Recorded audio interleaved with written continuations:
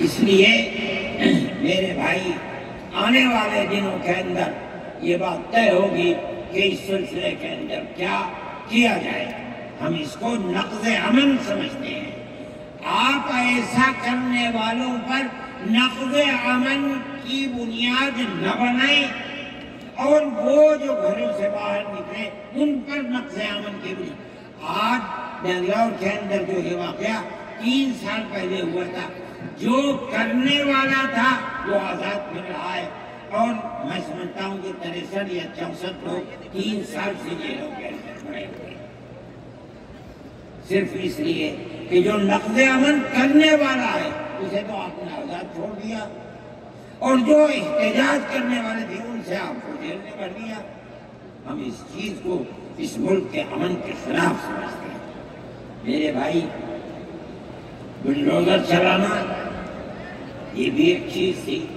آپ قانون کے خلاف ہونے پر بلڈوزر چلاتے، چاہے ہندو کا گھر ہو، چاہے مسلمان کا گھر ہو، چاہے عیسائی کا گھر ہو، ہم اسے بھی برا سمجھتے ہیں.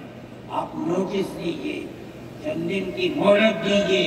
کل آپ نے نوٹس لگایا، آج لگانے خراب ہے، لیکن آپ دیکھ لیجیے 95% گھر مسلمانوں کے ہیں.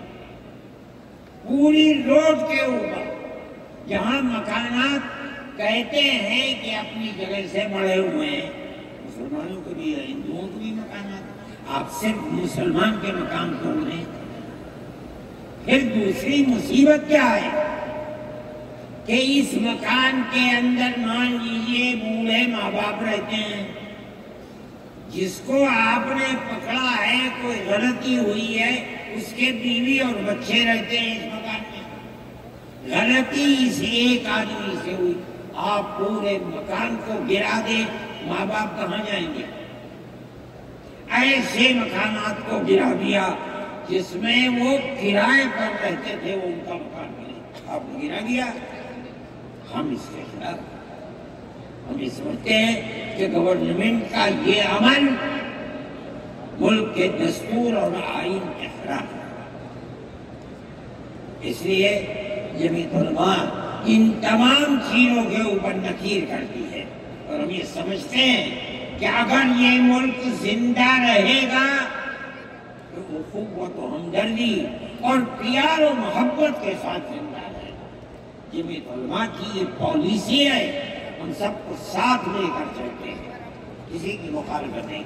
یہ پنڈت جی بیٹھے تھے، چلے گئے اس دن یہ ہو گئے کہ اتنا بڑا ٹیکہ لگا ہوا ہے. میں تو آیا ہوں جلسے میں شریف ہوگا، میں نے کہا کوئی دیکھے گا تو کیا کہے گا؟ جی کہتے جو چاہے کہے، میرے تعلقات سب سے ہیں. میں ہر ایک سے اپنے تعلقات، چاہے کوئی ہندو ہو چاہے مسلمان ہو، میں نے اپنے بچپن میں دیکھا ہے کہ حضرت رحمت اللہ علیہ کے پاس ہندو بھی آتے تھے، مسلمان بھی آتے تھے. میں نے یہ بھی دیکھا ہے کہ ایک گاؤں کے اندر جبیرن میں حضرت کار سے جا رہے تھے، میں بیٹھ گیا، وہاں جا کے میں نے دیکھا کہ ایک ہندو جو اس گاؤں کا پڑھا لکھا آدمی تھا، ہو سکتا ہے حضرت کے ساتھ کہیں جیل میں ہو، اس کے یہاں اس زمانے کے اندر جب پانی نکالنے کے لیے انجن کا رواج نہیں تھا، اس نے لگایا اور حضرت کو بلایا تھا کہ حضرت اس کے اندر بسم اللہ کر کے شروع کر دیں. حضرت کا بڑھاپا تھا، وہ اسے چلائیں، تو وہ بھی لگا اور بھی لوگ لگے اور حضرت بھی لگے اور اسے چلایا، وہ پانی نکلنے لگا. یہ تعلقات تھے. ہم آج بھی اسی کے اوپر قائم ہیں. بغیر پیار و محبت کے ملک نہیں چلے گا. آپ کو یہ چلانا پڑے گا. آپ اسلام اور مسلمان کی مخالفت کریں اور اسے برباد کریں، یہ چیز نہیں چلے گی. میں اس سلسلے کے اندر جو گٹھ بندھن کی پالیسی ہے میں اس کو اچھا سمجھتا ہوں. ایک طرف تو یہ کردار ہے گورنمنٹ کا جو آپ کے سامنے پیش کیا جا رہا ہے.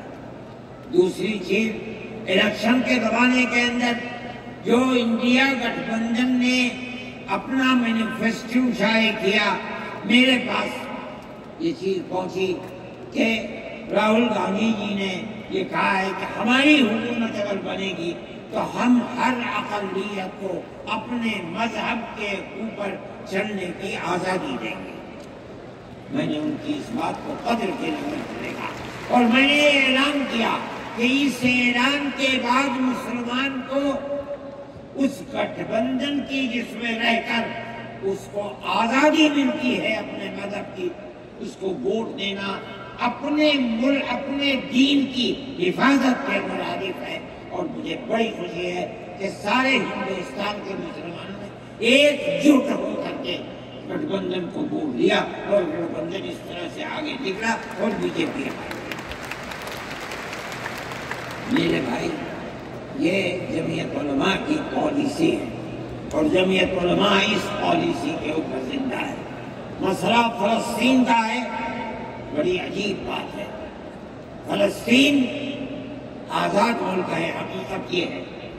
آپ یہ دیکھیے، جب دولت عثمانیہ کو دنیا کی بڑی طاقتوں نے مل کر ختم کیا اور خلافت اسلامیہ ترک میں ختم ہو گئی تو امریکہ، روس، برطانیہ انہوں نے مل کر ایک یہودی حکومت قائم کی، اسرائیل۔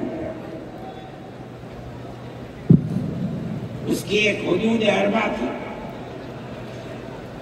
اس کے اندر فلسطین یعنی بیت المقدس نہیں تھا۔ جب بڑا اسرائیل ہو گیا، امریکہ اس کا سرپرست بن گیا۔ اب اسرائیل نے آگے بڑھ کر فلسطین کے اندر اپنے پیر جمائے اور بیت المقدس کو لینا چاہا۔ نتیجہ یہ ہوا کہ جنگ ہوئی اردن کے اندر اور بیت المقدس پر بھی قبضہ کیا اور اس کے ساتھ ساتھ فلسطینیوں کو غلام بنایا۔